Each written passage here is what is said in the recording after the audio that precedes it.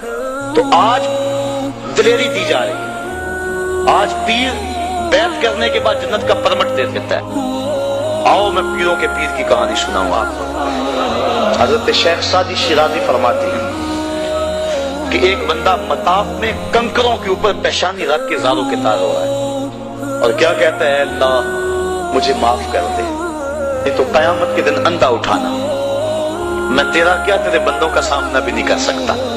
اتنے درد سے روتا ہے کہ لوگ اپنی دعائیں چھوڑ کے اس کے لیے دعا کرتے ہیں۔ تو وہ اتنے درد سے روتا ہے کہ لوگ اپنی دعائیں چھوڑ کے اس کے لیے کہتے ہیں یا اللہ اس بیچارے کو معاف کر دے۔ ایک بندہ تو چھوڑ چھاڑ کے کھڑا ہی اس کے سامنے قریب کھڑا ہو گیا اور کہتا ہے مالک اسے معاف کر دے، مالک اسے معاف کر دے۔ کافی دیر کے بعد وہ شخص جو روتا تھا اٹھ کے جانے لگا۔ اس کو تجسس تھا کہ میں دیکھوں تو صحیح یہ کون ہے اور اس کو تسلی بھی دوں کہ اللہ بڑا کریم ہے، تجھے معاف کر دے گا۔ جب اس نے جھک کے جھانک کر دیکھنا چاہا تو چیخیں نکل گئی، کیوں کہ فائزہ ہوا شیخ عبد القادر جیلانی، یہ زاروں کے تار رونے والا وقت کا غوث شیخ عبد القادر جیلانی۔ حضرت سری سکتی رضی اللہ تعالیٰ عنہ نے جنید بغدادی کو بلایا۔ حضرت جنید بغدادی کہ وہ ماموں بھی لگتے ہیں رشتے میں اور پیر بھی لگتے ہیں۔ یہ پیر مرید کی کہانی سنا رہا، آج کا پیر تو گارنٹی دے رہا ہے نا، اللہ اکبر حضور تو حضرت ربیہ کو بھی جنت کی بشارت دیں اور ساتھ کہیں کثرت سجود سے میری مدد کرنا، اور پیر کہتا تجھے پرواہ ہی نہیں ہے۔ آؤ پیر مرید کی کہانی سنا رہا ہوں۔ حضرت جنید بغدادی فرماتے ہیں میرے ماموں نے تنہائی میں مجھے بلایا اور مجھے وصیتیں کی۔ جب ایک وصیت کی تو میرے پاؤں تلے سے زمین نکل گئی۔ کہنے لگے بیٹا جب میں مر جاؤں تو میری قبر بغداد سے باہر بنانا۔ میں نے پوچھا حضور کیوں؟ فرمانے لگے میری بدعمالیوں کی وجہ سے کہیں بغداد کی مٹی میری لاش کو قبول کرنے سے انکار نہ کر دے اور میں لوگوں کے سامنے رسوا نہ ہو جاؤں۔ یہ ہیں وہ لوگ تتجافی جنوبہم عن المضاجع، جن کی کروٹیں بستروں سے الگ رہتی ہیں، اللہ کو خوف اور طمع میں پکارتے ہیں، لیکن زندگی کا ایک ایک لمحہ تقوی سے عبارت ہے۔ دنیا میں تکلیفیں سہی۔ حضرت امام جعفر صادق ساری زندگی ٹھنڈا پانی نہیں پیا، فرماتے تھے کیا خبر کہ اس کے حساب میں چکرا جاؤں۔ اور آپ کے مریدین بیٹھے ہوئے ہیں، آپ بھی بیٹھے ہوئے ہیں، لوگ بیٹھے ہیں۔ کہا یار آج ایک دوسرے سے وعدہ نہ کر لیں۔ کہا کیا؟ کہا ہم میں سے جو بھی جنت میں جائے وہ دوسروں کو ساتھ لے کے جائے۔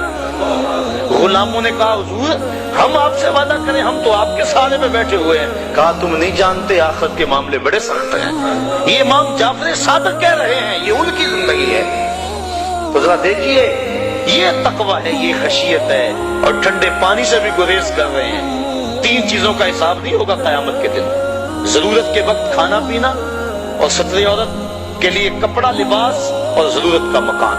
ان تین چیزوں کا حساب نہیں ہوگا۔ اس کے علاوہ جو بھی نعمت اللہ نے دی ہے ثم لتسألن یومئذ عن النعیم، اللہ قرآن میں کہتا ہے ہر نعمت کے بارے میں پوچھا جائے گا۔ تو صاحبو جن لوگوں نے اس بات کا خیال رکھا کہ ہمارے اپنے ہمیں پوچھنا ہے اور ایک ایک بات کا ہم نے جواب دینا ہے، یہ بات درست ہے کہ اللہ اپنے فضل سے معاف کرے گا، لیکن سحری کے وقت اٹھ کے سسکیاں بھرنے والا اور رات شراب خانے میں گزارنے والا کیا قیامت کے دن ایک صف میں کھڑے کر دیے جائیں گے؟ یہ کیسے ہوگا؟ غریبوں کا خون چوسنے والا، بیواؤں اور یتیموں کا مال لوٹنے والا اور رات کی تنہائی میں ان کی مدد کرنے والا کیا ایک صف میں کھڑے کر دیے جائیں گے؟ ایسا کیسے ہو سکتا ہے؟ تو صاحبو تقویٰ ہے کہ انسان اپنی زندگی کے ایک ایک قدم کو بچا بچا کے رکھے کہ میں اللہ کی ناراضگی سے بچ جاؤں، اور دنیا کو اس نے مشکلات میں ڈال دیا۔ آج کہتے ہیں دین پہ عمل کرنا بڑا مشکل ہے۔ جو بندہ دین پہ عمل کرنا چاہتا ہے اللہ قرآن میں سورۃ الاعلیٰ میں فرماتا ہے مشکل نہیں، ہم اس کے لیے آسان بنا دیتے ہیں۔ چلو لوگوں کے لیے مشکل ہی صحیح، لیکن اس نے مشکل میں یہ زندگی کاٹ لی، اور دنیا ہے بھی، اور دنیا سجن المومن، مومن کے لیے ہے بھی قید خانہ، لیکن جب قید سے چھوٹا پھر کیا ہوا؟ اللہ کی رحمتیں بڑھ کے اس کا استقبال کر رہی ہیں۔ پھر گروہوں کے اندر وہ جنت میں جائیں گے اور فرشتے کہیں گے سلام ہو تمہیں کہ تم نے زندگی اچھے ڈھب سے گزاری ہے، اب جنت میں آ جاؤ، تم اس جنت سے کوئی نکالنے والا نہیں ہے۔ اور وہ کہیں گے اللہ تیری تعریفیں اور تیری خوبیاں، تو نے جو وعدہ کیا تھا آج واقعی تو نے سچا کر دکھایا ہے۔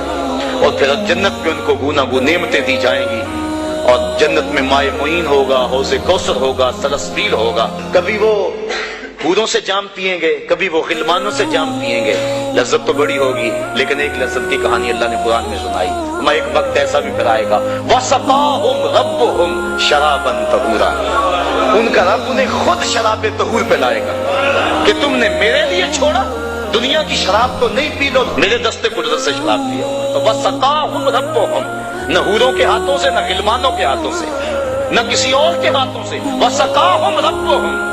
پھر دنیا کی تکلیفیں یاد رہیں گی جب مالک شراب طہور پلا رہا ہوگا۔ تو یہ ہے زندگی، اپنی زندگی کو اس ڈھب سے گزاریں کہ آخرت کی زندگی بہتر ہو جائے۔